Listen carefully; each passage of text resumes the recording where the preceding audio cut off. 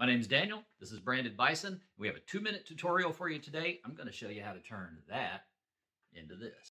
We only got 2 minutes, so let's go ahead and jump right in. We're going to start by cutting in the tooling window, then we're going to jump over to cutting in the lettering. Now I'm using a Dwayne Watt swivel knife here, which is kind of a unique knife, but I've done this specific Christmas card multiple times with a traditional swivel knife, so it can be done.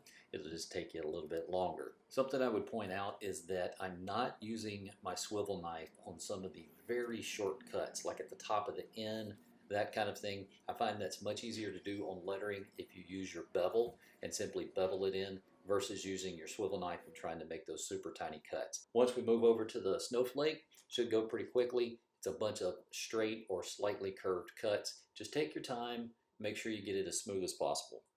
This is our matting tool. It's an A98 and it's what we're going to use for the rest of it.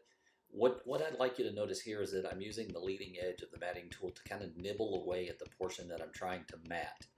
I'm trying to get very flat, crisp matting. And by crisp, I mean the edges of it. It's not a bowl. We're not concave here. We're trying to get the entire letter as flat and consistent as possible. In this portion of it here on the snow and on the tails of the letters, I'm not matting those. I'm going to save those till later. So if it's just essentially a swivel cut, leave it for later. Only mat the flat, wide parts of the letter. Now we're going to use our stylus, and what we're doing here is if we have a section that's essentially a swivel cut or a very narrow portion of the letter, we're going to use first the skinny end of the swivel, and then we're going to flip it around and use the wider end of it. What this is going to do is going to open it up so it'll hold antique. Now we're going to move to the color portion of it. I'm going to be using Angelus Blue for this part. For the next part, I'm going to be using a Bone White acrylic. Now, I'm using a blush brush here. On the next part, I'm going to be using a chip brush, which essentially has straw bristles.